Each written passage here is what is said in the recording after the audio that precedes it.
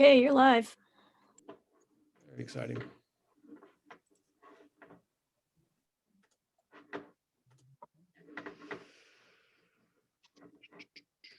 Good evening, folks. Good to see folks joining us tonight for our community forum on the East Gloucester Veterans School Building Project.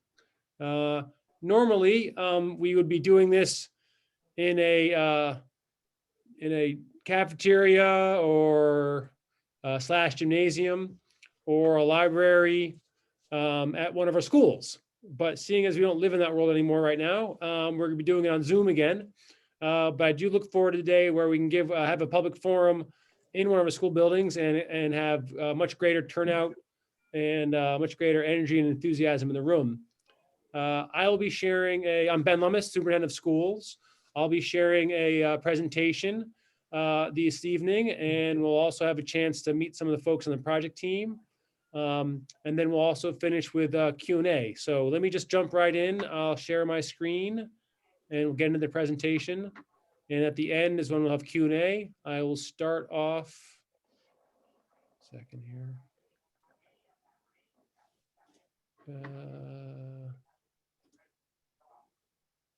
Do you see an image of the building? Okay, great. Okay, good. So we'll start off just by showing you some. So this is an exterior design of the building. You'll learn later in tonight's presentation that this isn't exactly what it'll look like because we're working on all sorts of materials and colors and things like that. Second here. Tonight's agenda will be, welcome, I just did that. We'll talk about project oversight and our MSBA partnership. We'll talk about introduce our project team, all the folks who are working and all the professionals who are working on this effort. We'll talk about where we are now. The big step here is that we're in the detailed design phase, and we'll explain what that means and also go over the timeline. Give folks an update, design update. That's going to focus tonight on interiors and exteriors. We're doing a lot of work on colors and materials and surfaces, and we'll give you some examples of how we're doing that. A quick update on swing space selection, and then have a Q&A. So I'm just going to show a few pictures here. It's hard to know if folks are just tuning in for the first time. Others have been tuned in for all 4 seasons of this process, but you may or may not have seen this before. I'll just go through some things quickly. You see the main entry lobby of the current design here on the left, cafeteria. You'll see throughout these pictures that there's a lot of light, a lot of space, and we'll talk about colors and surfaces and wood later. This is the upper lobby of the school. You all also may notice, and what we want folks to see is a sense of water and waves, hearkening to the ocean, or our close neighbor and source of so many good things. Whether that's the wave-like surface here above the door, or the patterns on the wall, which evoke the tile patterns on the wall, which evoke the tide going in and out at the beach. We hope that you'll see those throughout the building. This is our learning commons, also known as a media center or library, and then our extended learning areas. Every floor will have an extended learning area, which is almost like a project space where students and classes can collaborate and work in groups or independently. And it's one of the areas which sort of knits together the different grade levels and different classes throughout the building.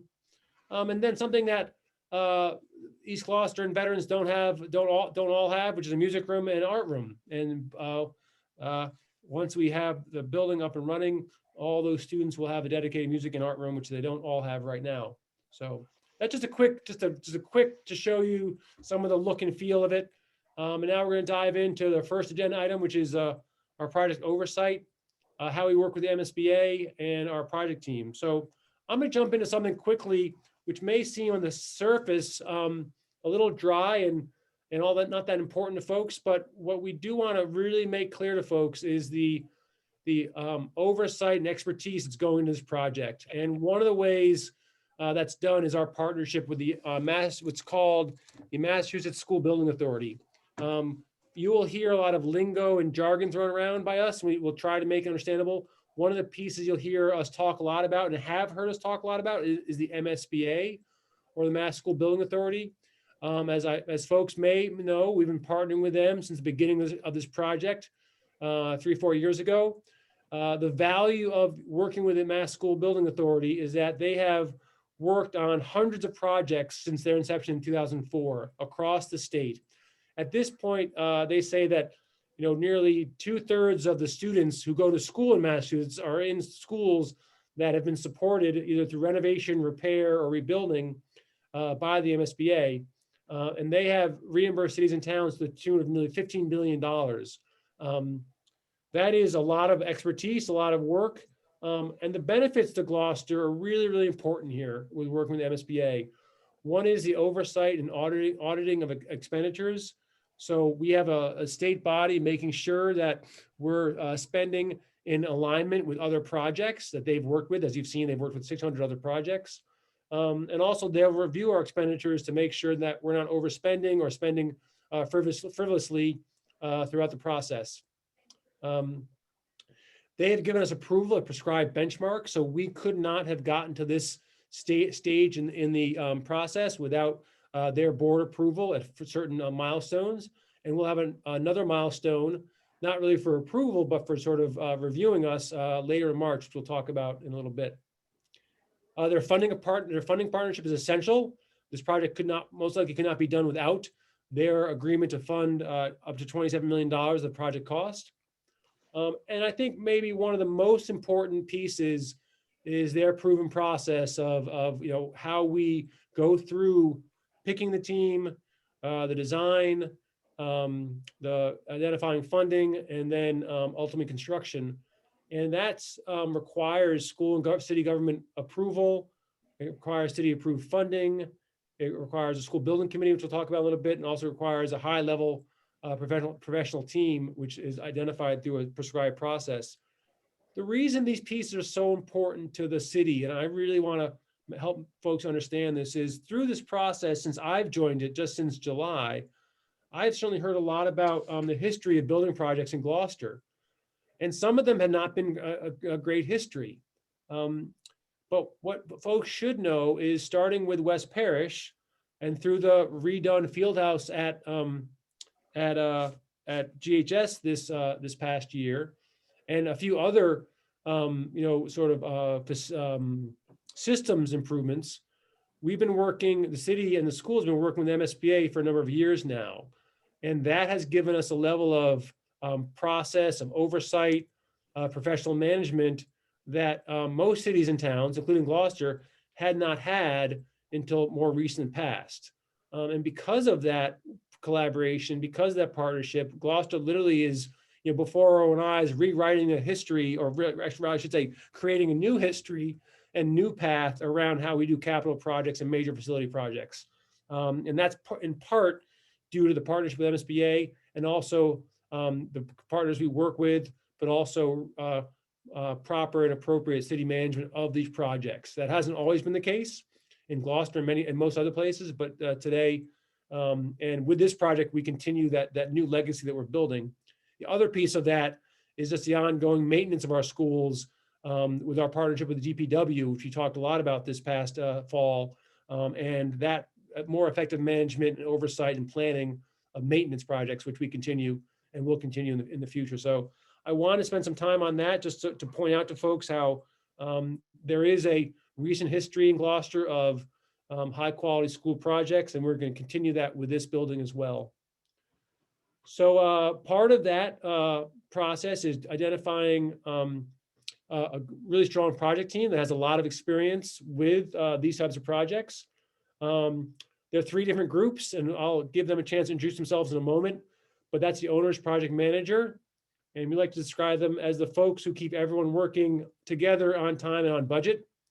So they work for the schools in the city, helping us to coordinate the work across the very complicated design and ultimately construction of the building. We have the designer, also known as architects. Those are the folks who designed the school, and Doran Whittier, who's partnered with the city for many years, is on board with that and has been on board for 18 months or more. And then what we call a construction manager, which other folks call a construction company, and that's W2 Rich Company. And those are the folks, of course, who build the school. I'm going to stop the presentation for a second, and if we do have some folks a part of the team here, and if they can introduce yourselves, if we can start with Tom or Bill, if you're here. Sure. Hi, Go ahead, Bill. I'm Bill Booth. I'm project manager for the OPM CBR hearing. Sure. And I'm Tom Ellis, project director. Great. Brad or Michelle, folks from Dorn Whittier. Hi, I'm Brad Dorr. I'm a principal at Dorr and Whittier. We've been working with Gloucester for quite a while now. We are also working on the West Parish project as well as several other projects within the city. Hi, Michelle Rogers. I'm the project manager with Dorr and Whittier. Great. And then moving on to WT Rich. Jonathan, could you introduce yourself and members of your team who are here tonight? Sure. So I'm Jonathan Rich. I'm the CEO of WT Rich Company and the project executive. I had that role in the West Parish project. We were very glad to serve on that project as a construction manager. And as of November, I'm not just a member of the project team, but I'm also a new resident of Gloucester. So very proud to share that. And I'll let my other two team members here introduce themselves, Alex and then Brian. Hey everyone, I'm Alex Corbett, project manager for WT Rich. Brian Parody, project manager for WT Rich, focusing on support with pre-construction. Great, excellent. Thank you, folks. So as we've described, a team that has good roots in Gloucester, experience working in Gloucester, and successful projects both here and around the state. Just great. You guys have all been on, am I right in saying 18 months or is it longer than that? About that? Great, great. So it's Yeah, not a we- new introduction. Sorry, go ahead.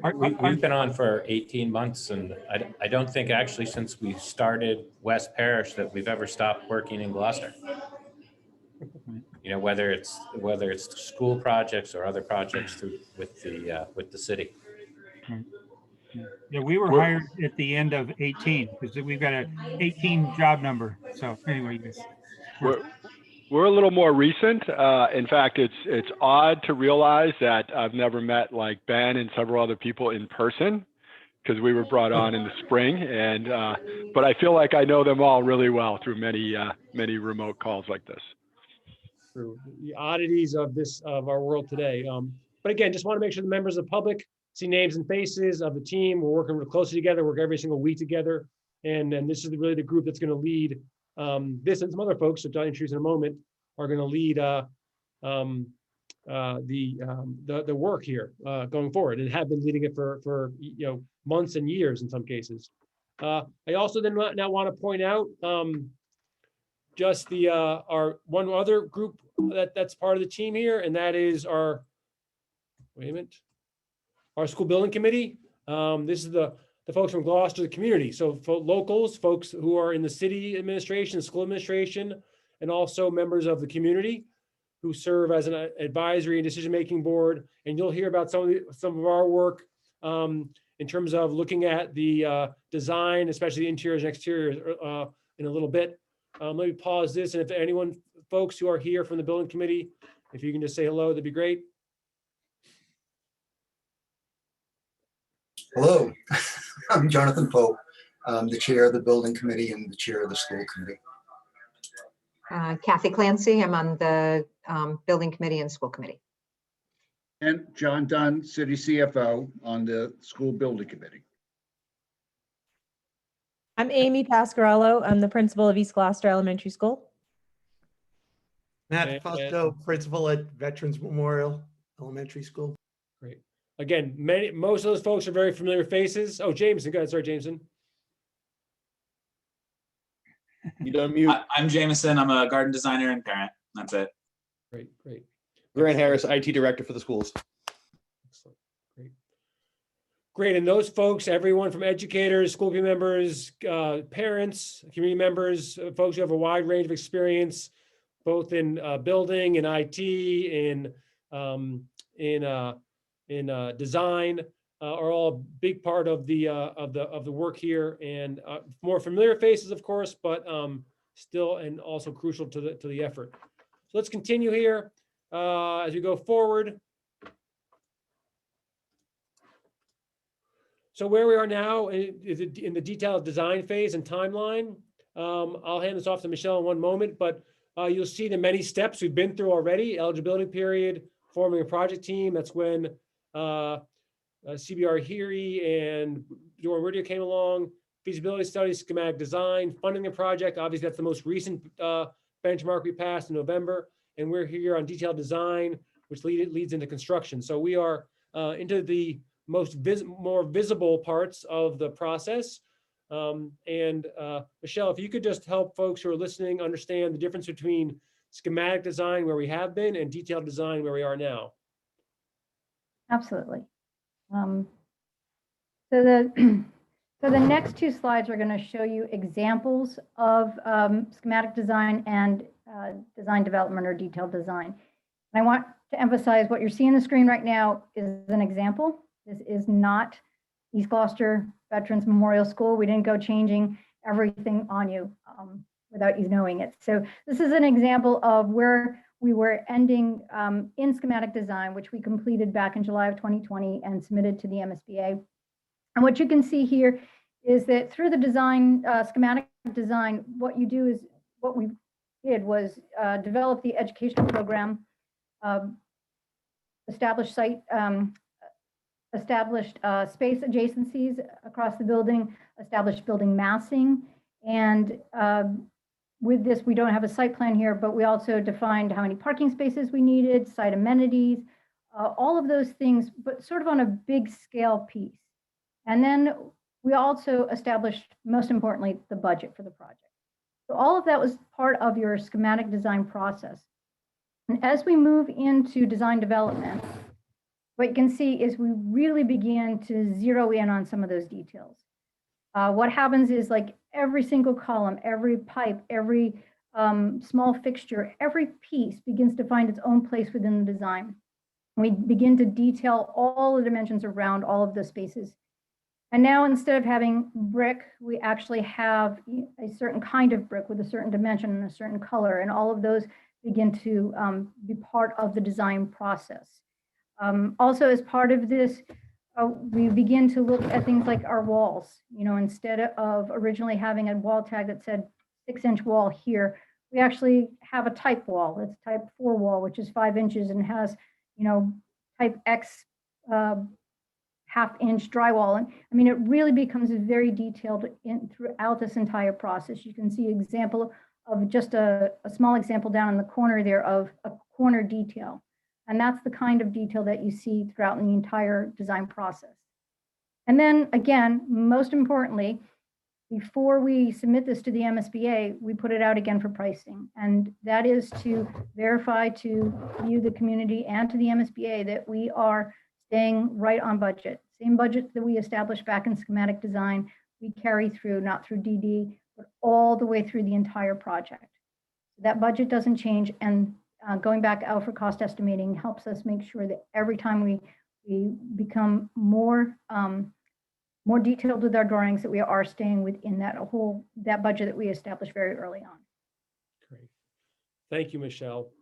I like to think of it as schematic design is about where things are and how many things there are, okay, and what they look like. And design development or detailed design is actually drawings you can build something from. So as you said, Michelle, it is a level of specificity, I think illustrated here, which is much, much higher than anything we've seen before. So going into the milestones, and just to make sure folks know some of the things that are happening. So swing space, we'll talk about that in a little bit. We're looking to identify swing space by the end of this month, and that the Veterans School, which has to vacate their current building in order for a new building to be built, they would begin to move out of veterans right on July 1st. But we should know where they'll be moving to by the end of this month or very early February. Design development construction documents. So this is a way of sort of benchmarking what has to be completed by when. So there's a detailed design submission to the MSBA on March 30th. And then in July, 60% completion of those construction documents will be done.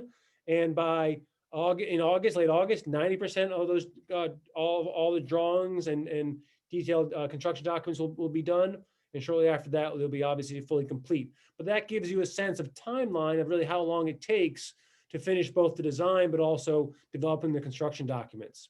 And then moving on to other milestones, this is on construction and completion. You'll see that site work, including removing and salvaging light poles at the ball field, will begin in August. A notable event will be building demolition begins partway towards the end of September. That is a time where it's sort of nice to see things, getting clawed down. And also we should just begin to tell people there's no more swinging of giant balls to knock down buildings. Okay. We wouldn't be doing imploding of buildings either. This heavy machinery that literally claws down buildings, still kind of cool to watch from afar, from a safe distance, but that'll be beginning September. And then site work begins in October. And then a couple other milestones here. Concrete is begin to be poured and developed in November, and steel construction later in the wintertime. So some of those things are adjustable based on weather and that sort of thing, but you give a very clear timeline. This is a timeline that's mapped out week by week for the next 2+ years, almost 3 years, and that helps the whole team stay on target towards the completion of in beginning of June in 2023. And then school start date, school occupancy would be that September of 2023. So essentially 2 years from this fall when construction begins. So it seems like a long way away, but there is a lot of work to do between now and then. Tom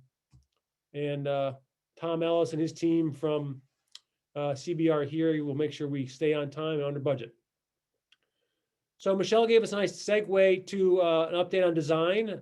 Matt Busco and Amy Pascarella will give us an update on our work that we've been doing. The school building committee has been doing on all the finishes and for interior and exterior.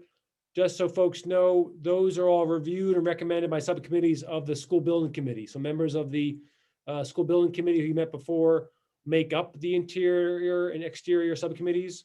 And Matt and Amy are going to give us a update on the work that they're all doing. And I think Matt, you're up first.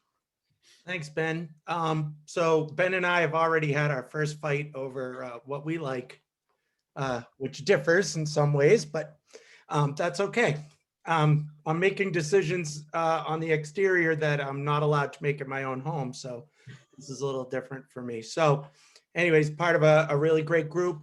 What you're looking at here in the photo is one of the options for the design of the exterior of the building. This is the front of the building. You're looking at where you see the world map. That's where the buses, that's the bus turnout area. The area to your right, just kind of give you some thinking about, is half of that is the art room, and the back part would be the media center. So yeah, thank you, Ben, for that. And so we're looking at some of the different finishes that would go on the building. The architects have sort of cautioned us to not fall in love with one thing, maybe really think about what we don't like, and then kind of narrow it down through that. So that's been a process. A couple of things that we are deciding on right now is different types of brick. So as you can see, there's several different areas of brick that make up I would say probably the largest proportion of the building outside. We're looking at about 4 different types of brick. Some have darkened brick in them, some are different sizes, some it looks aged.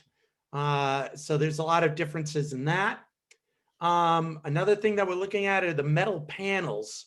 And so that also makes up like the center part of the building, as well as the art wing, media center. So there's colors to choose there. There is the granite base, which is sort of the foundation area, runs along the bottom part of the building. We're looking at that. And of course, wood timbers. And those are in the front there, but also the wood timbers are also found, if you remember the upper level drawing that Ben showed at the very beginning, there's wood timbers inside the building. I think there has to be some type of harmony between those two timbers that we choose. So we do have a lot of alternatives. Like I said, you can see here that there's different colors. So we're looking at some different colored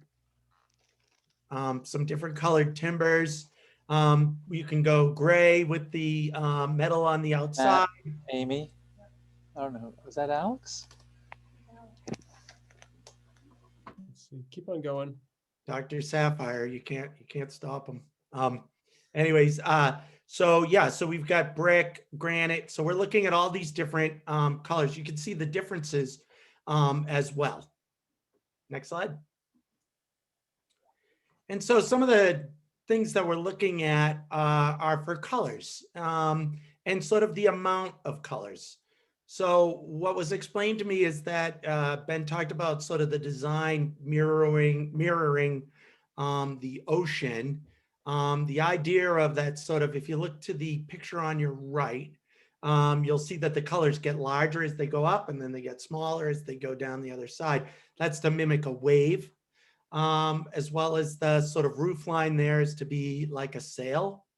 But we are deciding now between how many colored panels we would have on the front of the building, and as well as the different types of colors. So one seems to be a more muted color on your left, and then some more colors, some sort of more oceany type colors, I would guess I'd call them. This is why I'm not allowed to pick colors at home, but more ocean type colors on the right. So those are just sort of some of the work that we're doing right now, just kind of, you know, there's mixing and matching, there's hundreds of different combinations, but that's kind of the work we're doing right now for the exterior team. And just to point out that, you know, this is, and you'll see even more so when Amy gives an update about the interiors, that this is like very detailed work, looking at different shades, different finishes of brick. Some ways it's actually kind of fun. Other ways it's you know, making decisions for a long time. But what happens is the exterior subcommittee then will give suggestions, and our design team will come back and, you know, give us other alternatives as well. So it's an iterative process. So let's go now towards interior work, and Amy will take us away on that. Hello. So the interior committee is also looking at colors and surfaces. If you notice our color board, there's a lot of blues and grays. It is to mimic the ocean and to honor the heritage of Gloucester's by the sea. There are some other colors, accent colors that honor the sunset, beautiful sunsets that we have here in Gloucester. So these are some of the materials for the walls and the ceilings, stairways, flooring that we are looking at and exploring. If you notice the epoxy on the far right, kind of the polka dot ones, that's a flooring that's a little more sturdy, and it would be in the kitchen area or the art room. And what is neat about that is it's kind of speckled with all the colors that are throughout the building. So it will bring concepts together and rooms together to kind of honor all parts of the building. This picture is of the corridors, and there's a few things we should point out. Ben mentioned the waves and the tilings on the walls earlier, so that will carry out throughout the building. The tiling kind of honor the wave going through. There's also a wave stream blue line going down the corridor to kind of break up visually movement through the hallway. What I would like to also note is the colors on the kind of gateway or threshold to the hallways along with the ceiling. You can notice the paneling at the top has the waves that continue, and the colors match those accent colors that we actually are still, seems to be the most debated topic in our group, is what the accent colors will be. But there will be accent colors on each of the floors. There will be 2 for each floor. So for example, this could be the first floor, K and 1. And one shade of orange would be kindergarten, and the lighter shade, more yellowy, could be first grade. And it's used as a hallmark to know where in the building you are. And, you know, if you're a first grader, you should be in the yellow wing. And if you're in kindergarten, you should be in the orange, and so forth. So there will be different colors throughout the building to kind of mark where you're going to be. Another discussion we're having recently is if you see in the ceiling panels, seems to be a lot of color, and there's a bit of a worry of having it be a little darker. So the suggestion, and I think the architects are going to render an option, is it's about a 6-inch ledge on the edge of the wave to have the color only there. So it's just a little brighter, but still honors that identity of where you are in the building. This is a classroom, and you'll notice the back wall also has the accent colors. So the classrooms look very similar all throughout. The only classrooms that are really different are the kindergarten classrooms. They're a little larger and they have bathrooms in them. But each classroom, that back wall will have the accent color to, identify what grade level they're in and show some unity throughout the building. This is the gym and auditorium. So there's a few things that we're playing with, particularly with color and materials in the gym and auditorium. If you notice the padding along the wall in the gym, one side on the left is a solid color. The one on the right has alternating like a pattern to break up the visuals. We are discussing possibly changing the pattern there so it's a little more uniform of a pattern, but still to have the change in color. Another thing that's really hard to see in this picture, but if you go back around each window, the inside panel of the gym, around the inside of the frame of each window will be one of the colors that match a grade level. So this is a community space, so each grade level would be represented with their color in a community space. That's all on that one. Okay. There you go. Thank you very much, Amy and Matt. And just one more piece on that is we're presented boards of different alternatives every time we have a subcommittee meeting. And those boards are available for staff at Veterans. And I think maybe and next week, I think will be available for the staff at East Gloucester to review and look at and give input on. Often when our buildings will be open, we'd have them more readily available to members of the school communities as well to give input and that sort of thing. But we are circling back to the staff and making sure they're included in the process and can give their input as well especially as we narrow down our options. All right, so moving on, next area, the last part of the presentation is our update on swing space. So we are following the city's procurement process, and that means that a evaluation committee had to be named by the mayor. You can see the members on that. Kathy Clancy, John Dunn, Matt Fusco, myself, Melissa Teixeira Prince, I'm from the school committee, and also Bill Sanborn, a building commissioner. We are currently reviewing two proposals that were submitted, one from St. Anne's, one from Pathways. We'll be getting a report from Doran Whittier about the upgrades or changes or any improvements that need to be made to the spaces to make them serve the school, this is veteran school, appropriately. The evaluation committee will review those reports. We've also completed a tour of both facilities. We have additional meetings scheduled next week on the 25th and 27th. And we'll have one or both those meetings, and that should allow us to finish the evaluation process and then make a recommendation. That recommendation goes to the school committee and to the mayor for action. And we're hoping to, as I said before, when we were reviewing the timeline, that decision will be made by the end of this month. So then we can continue preparing whichever site is selected and then make sure it's ready in time for the veteran school to start making the move over the summertime. So then the last piece is just ongoing communication. So we want to continue to have strong communications with the community, both the school communities and the larger community. We've launched a new website, project website today, which you can get to from the district homepage, and shortly you'll be able to get to it from the EGS or BETS websites. On that website, you can sign up for email updates and submit questions as well. You can also review presentations, watch meeting videos, and access project archives. We expect to be able to update this site more frequently both the upcoming meetings, but also materials like the recording of this community forum, that sort of thing. We are typically having upcoming building committee meetings are scheduled there. So we have 4 meetings scheduled in February and March, which the public can always tune into.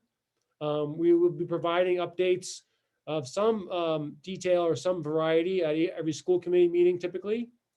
And we also have our next community forum. So a forum like this is tentatively scheduled for March 16th.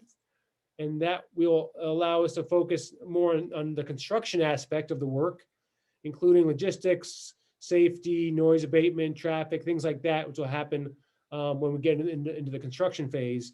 But that's to make sure that the community well understands all the different pieces that go into construction and and how it'll proceed and how we'll make sure that's done safely. And that's so you can put that on your calendars for March 16th. Other than that, it's time for Q&A. Have a fair bit of time for Q&A if folks want to.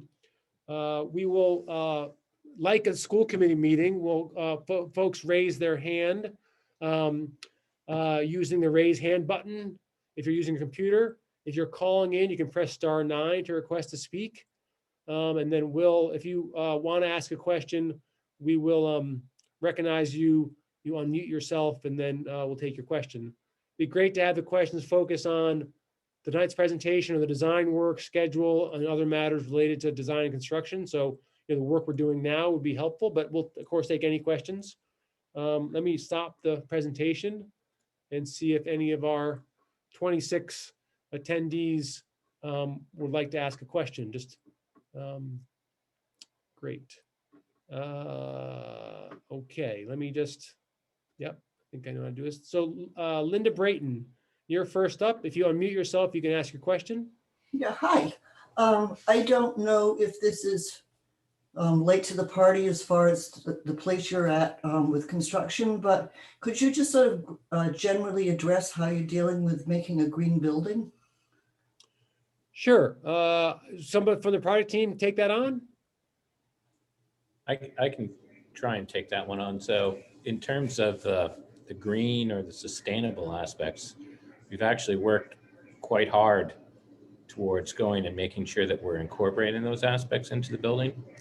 Similar to what we strive to do at West Parish, we're following a LEED program, okay, which is kind of through the United States Green Building Council. It's their sustainability program, and it really acts as a kind of a guide for us in terms of, how we approach a whole host of sustainability aspects. So, we, through the MSBA program, are looking and have officially targeted silver gold. We're hoping, silver, LEED silver. We're hopeful that we can improve upon that. So we're working towards that end. We've also, with the building committee, we've made a decision to make this project an all-electric building. So that means it's classified as a net zero ready project. And, all of those things we're continuing to refine and, work into the contract documents as we move forward through the design process. So this will be a very, green and sustainable project, similar to what we did on West Parish, and maybe even a little bit more. Thank you. Thank you, Linda.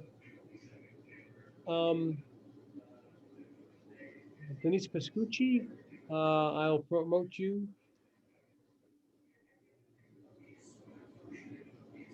So Denise, you can, if you unmute yourself, you can ask a question.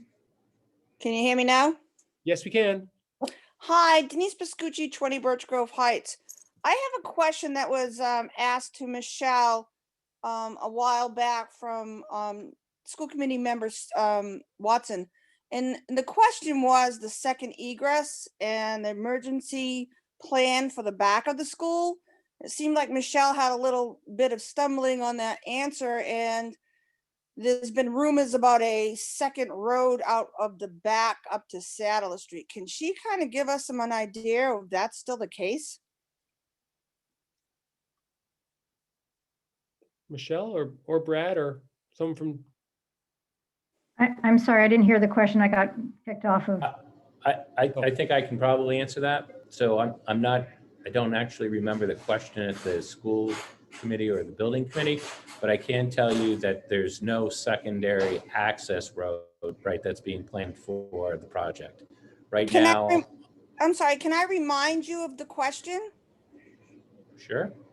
All right, the question was, if there was an emergency in the beginning of in the front of the building or the side of the building, is there a way that these 440 students can escape the backside and to be directed away from the school? And Michelle could not answer that question. And then I was contacted and was told that of course when the building is built and they'll discuss that. I was hoping that emergency plan would be discussed prior to building. So I guess there's two parts, right? There's the question of access in and out of the site, which I really characterize as roads, and I think we haven't ever planned on having an additional road out of the site. In terms of people in an emergency situation being able to, say it was a fire situation or something like that, there's the appropriate number of emergency egress exits out of the building, and the school will have a program which, just like at the current schools, where they're able to go and muster. And so there would be a prescribed program for, depending on, and Amy or Matt, you can chime in if I go off base here, but I think, there's a prescribed program for, depending upon where you are in the actual building, what doors you would go out. And once you're outside the building, where you would go and be outside, away from the building in a safe place. But there's no secondary emergency exit from the site. We have had discussions with both the police and fire department. And one of the things that we did talk about was to ensure that we had a full 360 kind of degree road around the building, which I think that we've shown on a number of cases, and we went through that with the police chief and the fire chief, as I said, so that to the extent that there was a fire or an emergency, public safety has an opportunity to go and get onto the site and be able to navigate entirely around the building. The problem I have with that is that every exit of that building has a road on it. So where would you put 440 students in an emergency? That I think is a huge problem. That you have used every part of that 6.2 acre lot that has a school or a road around it. There is no place to put these children in a case of an emergency from the back entrance or the back exit. That I think is a problem, and I think it really should be addressed. Thank you. Matt, can you just talk about now in terms of evacuation on that site now, where you go and where students muster? Because that would be more students, obviously, but that might just help folks listening understand the how you operate there. Well, it's like any school building, depending on where you're located inside the building, is dependent on what exit you go out to. So you're not taking, say, 440 kids and putting them in one spot. If you're in the gymnasium, you would go to a designated area, that group that's in the gymnasium. So is that the answer you're looking for? I mean, all evacuation plans are vetted through the fire department. And we work in conjunction with them to make sure that, students are spaced, and we have ways within the building of tracking down students, making sure everyone's where they're supposed to be. And if someone was in the bathroom, what exits they would go out of. And so we're always constantly tweaking those plans, but always making sure that every student's accounted for. In the new building design, I know that there's plenty of width around the building for students to be far enough away from the building to be safe. But if we had to leave the premises, there's evacuation areas as well. Great. Kathy, and then Amy, and then we can move on to Miss Pamela Seal, who wants to speak as well. I think what I've heard related to this question also is, will there be gates in the fence so that people humans can get off of the site, or that they're not kind of just enclosed by the fences, both on the highway extension and to the back of the site. And Amy, something to add? Well, I was going to say it would depend on the type of the emergency. There definitely, for say a fire drill, would be rally points. I would say, you know, K1 would probably go out into a certain spot, and 3-4 would go a different spot, and we would have appropriate places for them. But if it was a place we had to evacuate, Matt, don't you go to either the fraternity house or you go someplace? We would all go to an offsite place, and we would all have, depending on the emergency, different routes. And I know all the elementary schools practice those routes each year, so that all students and staff are aware of where to go and where to meet. It definitely would be all spelled out in an emergency plan like we do every single year, just in the new building. Great. Correct. Yep. Great. And also I want to assure folks that, you know, emergency plans, emergency access are all vetted with the fire department during the planning design process and continuing on.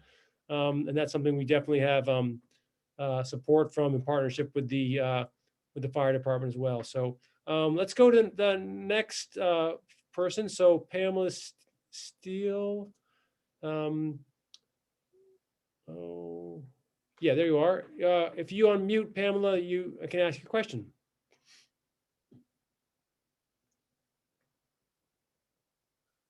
Can you hear me now? Yes. Okay, good. I just have two quick questions. If the site becomes very expensive to put the foundation in that the MSBA does not pay for, when will we know the cost of that? Or do you already now have some idea of what that will cost? I'm just trying to figure out if it's going to be more than a cup of coffee, because the vote was very close. And I think the reason most people didn't vote for the new school was because of the cost. Can someone talk about just the estimates that have gone in and how we continue to, as I think Michelle said earlier, continue to further refine those further continue to circle back to estimates, but that can you make sure folks explain that we do not anticipate the cost changing at this point because of all the estimates that have been doing. John, go ahead. All right, so I'll just make a comment that there is a fair amount of, you know, incremental costs that are built into the budget. We hope we don't have to use them, but they're there. And, you know, if something comes up, we'll deal with it. Can I ask mine part too? Hello? Yes, of course, yes. Okay, good. I'm concerned about possible mold at St. Anne's because I know that was one of the driving forces to close East Gloucester Elementary, was this trickling stream which created mold. And I went to St. Anne's for 8 years. I'm 74 now. It was old then. I can't imagine that it would be safe. I'm praying and hoping, but what's the cost of that? As you folks, one second, John, St. Anne's or Pathways, whichever one is selected, will be a good temporary facility. St. Anne's, for example, worked very well as a temporary facility a few short years ago for West Parish. We are getting a report from Doran Whittier about what improvements, if any, need to be made, both on everything from paint to walls, to making sure it doesn't leak. And if it doesn't leak, it's unlikely to create mold as well. So that's in process now as part of the evaluation of both sites. John, you want to add something? Actually, no, as you said. Thank you. Yep, great. Yep, certainly. Thank you. Yep, thank you, Pamela. You're welcome. Next person, Dawn Leone. I'll promote you. Hi, Dawn. If you unmute yourself, you can ask your question. Hi, I'm Dawn. I'm a parent of a child in special ed who attends the extended school year, and that is typically held at the Veterans School. Is there a plan as to where that would happen this year, as well as the years that we have construction? Matt or Amy, do you know, I know we're working on our summer programming right now. I mean, we're starting to. We'll have a lot of summer programs for this year, both for obviously extended school year, but also for other catch-up that other students need because of the pandemic. And, but I don't know if, Matt, we have yet, or Amy, an alternative, which we've selected a site for the special education programs in the summer. There was talk of, was Beaman going to be for the YMCA so that West Parish could be for the summer program? That is the sort of detail I cannot remember. I think you are in the ballpark. I can't remember exactly which one it So is. we had a meeting on this and it's either that, or I think the exact opposite, that once for the Y and once for the summer program. But we've had this conversation. Yeah. So Dawn, sorry, we can't give you the exact answer right now, but what I do want you to know that it's in process. We're working on it. We do understand that we have to move that program out of veterans and find a new spot in one of the schools. I think it's West Parish, but. Okay. Yep. I think that Okay, might be great. All right. Next would be Patty Emerald. You should be able to unmute and ask your question.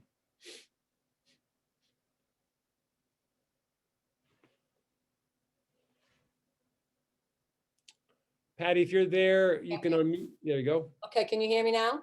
Yes. Great. At a recent meeting, it was discussed that the road running along the back of the building will be enlarged. How much area will be taken away from the children's 60 by 90 artificial play area? Thank you. Patty, you said a recent meeting. Can you tell us which meeting you're talking about? I've been to so many meetings, I don't know, but yes, it was discussed. I think it was Michelle who talked about the road getting bigger again. Yeah. So that would take away from the artificial turf area, right? So let's see if that claim is true. Or have there been any adjustments to the access road? So I think what Patty is referring to is we did make the area to the north behind the play. We made that wider so that we could have the cars park on the side, or emergency vehicles get all the way around there. That green space is still as large. We just pushed back further into the further to the north. So the Great. green space is still the same size. Great, guys. So the play space is still the same size. Yep. We made some adjustments for emergency vehicles and for parking. Is that right? Yes. For the pickup loop, yes. For the pickup loop. Okay. So more trees will be taken down in that corner area. I don't believe there were trees back there that were of significant size to come down. So. Well, I just cleaned trash up there, a big homeless shelter a couple weeks ago, and yeah, there's a lot of trees. So yeah. Okay. Also, they're talking about the when Denise was talking about, how the children are going to get away.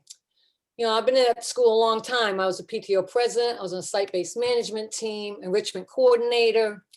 Let's see, I cleaned the field. I know every inch of it.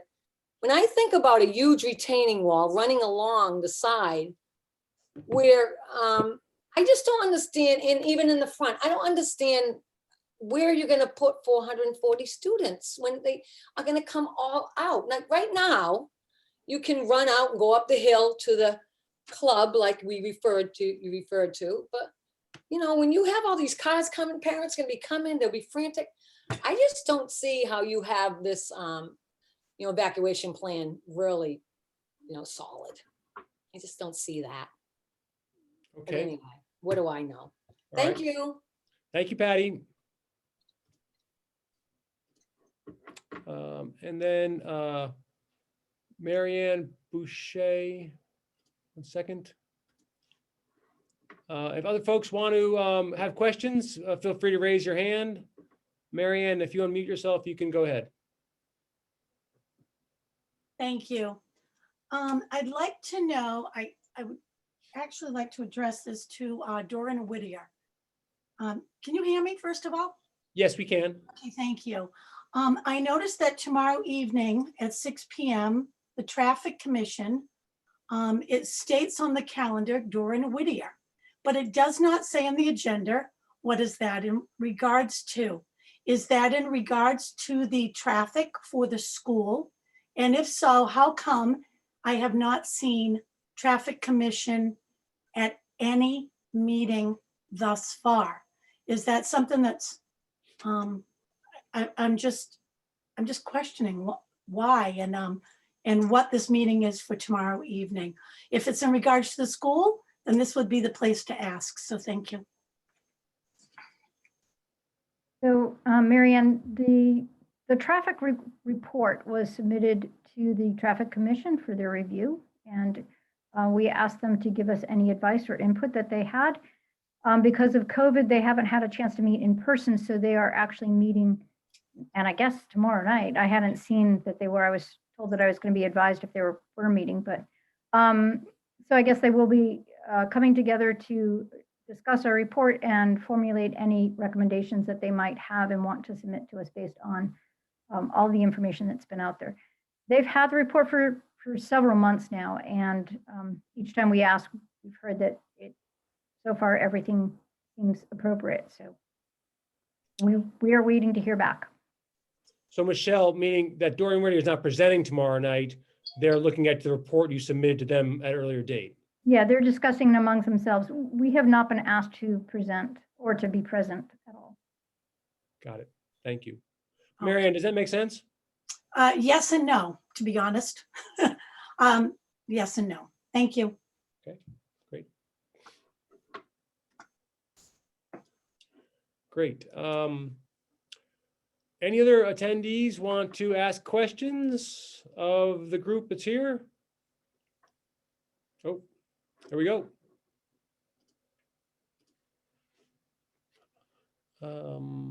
Olympia, you should be able to unmute yourself and ask a question.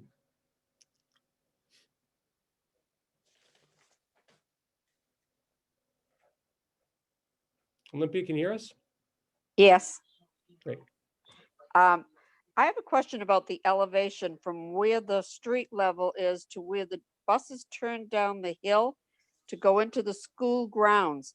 On any picture you see or any drawing with the buses coming in and the cars going in and out, they've never discussed how deep that road is going to be going down to the school. Because that is a hill that you go down to the school unless you're building up the ground quite high to meet the street level. So do you understand my question? Yeah, so Brad or Michelle, could you talk about the incline from the street level to the bus loop? Want me to take it? So you're correct. Right now, you do go down the hill, and you will still be going down the hill, but not as far down. So we are lifting the grade in that area, as well as the overall part of the site for several reasons. Some of that grade is coming up a bit, and all of that has been part of the site plan. I can't remember off the top of my head what the grade elevation difference is, but the site plans, I believe, are part of the SD set, and you could verify it there, or I could have that information for you for the next meeting, exactly how high we're bringing it up. Are you saying that you're raising the school, the front of the school, so it isn't as low? The grade in that area, everything is coming up a couple of feet. And how many feet is it from the street to the school, or where the cars will pick up their children? Oh, so the cars are picking up their children pretty much on the same elevation where they are now. It'll be a couple of feet higher as all of that comes up. So that part isn't. Right, but that school, the old school, is a lot further down. It's on a more level area. I'm talking about up the hill where the new driveway is supposed to go. How deep is it down there? I mean, we got snow and ice, and we got buses and cars going up and down that.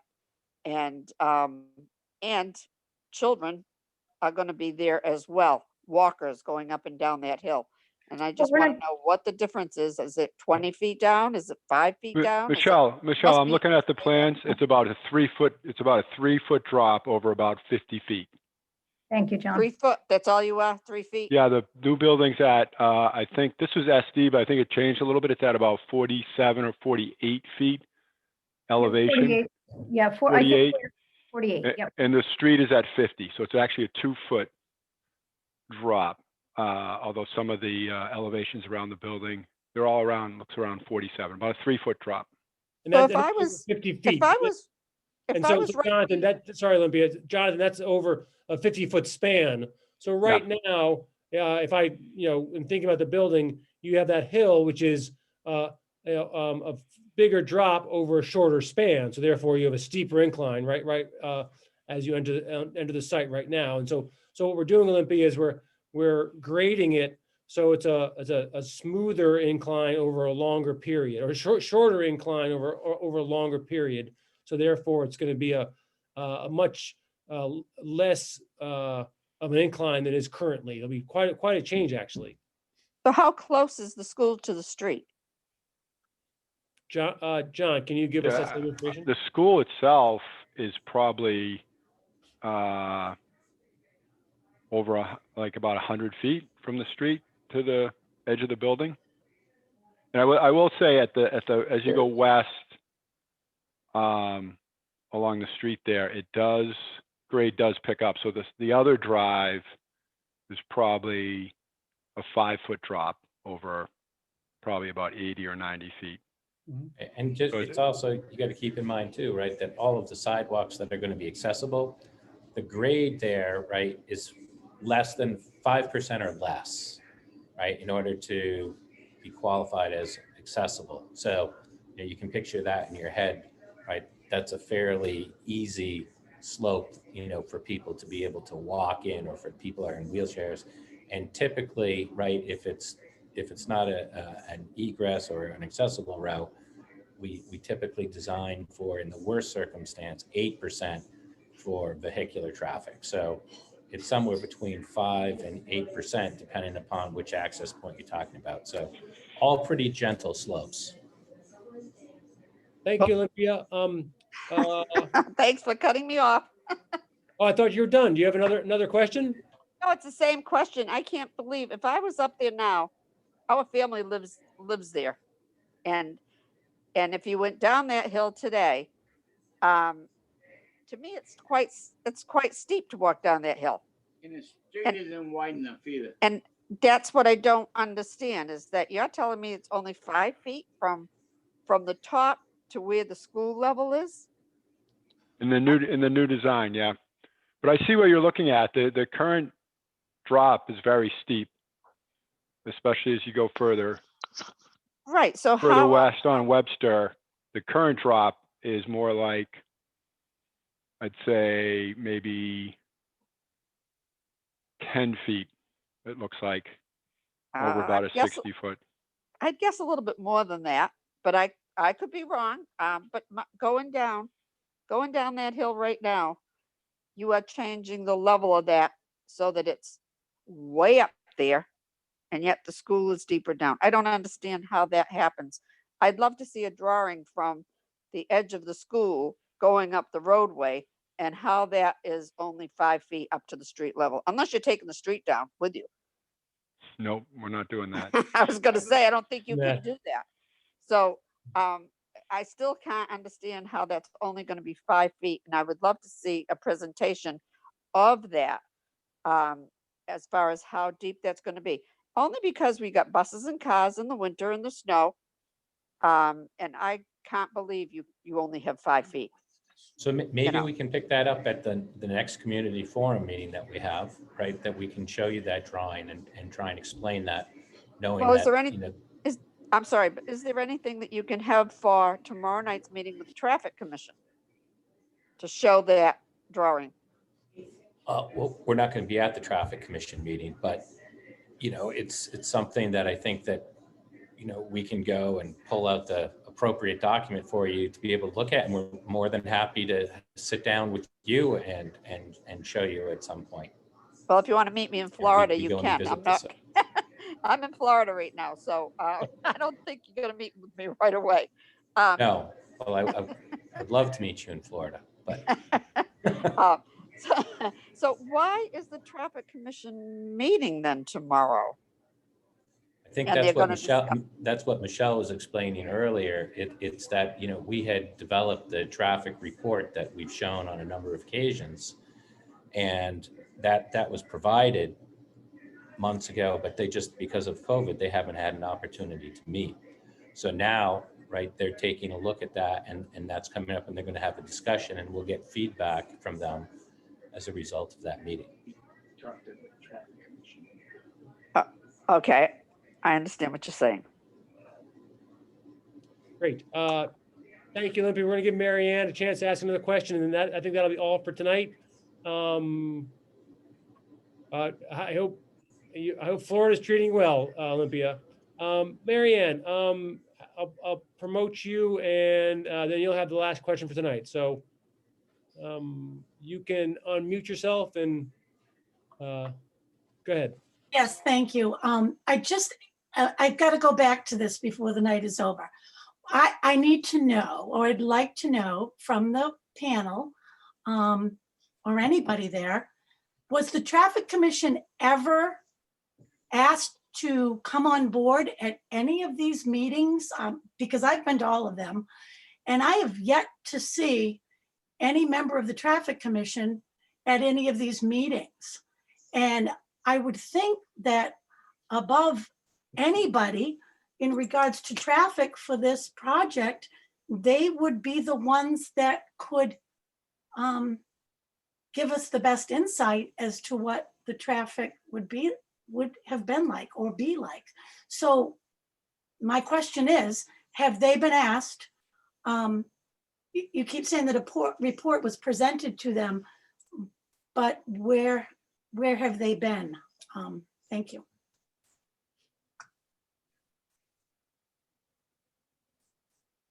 Hello? So I guess I can't speak for the Traffic Commission, but in terms of, it was provided as just part of the documentation for the project. Normally, from a permitting perspective, you know, we would be going in front of the various committees and boards with the city as part of the design process, which is what we're starting to gear for right now, you know, as part of the design development phase. So, you know, we're hopeful that, you know, as a part of their review, we'll get some feedback from them and then we'll address those comments as they come up. And then, you know, more formally, you know, we'll be coming forward, okay, and meeting with them and the Conservation Commission and the Planning Board and all those types of groups, you know, as the design starts to move forward. Okay, great. But listening to the retired police chief, he said that 60 to 80 seconds could be added on to the light at the corner or intersection of Eastern Avenue and Route 128. And listening to, excuse me, I can't remember her name, speaking in regards to a bike path. She was talking about Eastern Avenue being one of the most dangerous roads in all of Gloucester at a recent meeting. It might have been the, I don't know if it was open space meeting. No, it wasn't. But anyway, it just seems backwards to me that this wouldn't have been one of the very first things. And you know, we're at the end of the project. It just seems backwards. I needed to present it. I've been following this from the beginning, as you all know, and just wanted to put it out there. Thank you. Thank you, Mary Ann.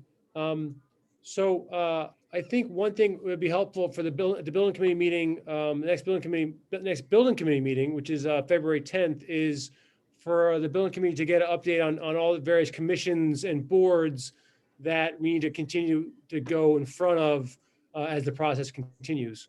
Conservation, obviously, traffic, and any others, to make sure we have those and know when those are scheduled for. Great. That brings us to a close for tonight. Anybody on any of our project team here have anything to add? Any comments, questions, suggestions, curiosities? Okay. Have a good night. There we go. Thanks, folks, for joining us tonight. Please check out our new website that we're building as we speak. tune into the building committee meetings, tune into school committee meetings, sign up for, to get notices and updates. And please tune in at our next community meeting, which we expect to be on March 16th. So thanks for joining us and have a great evening. Good Good night, everyone. Good night.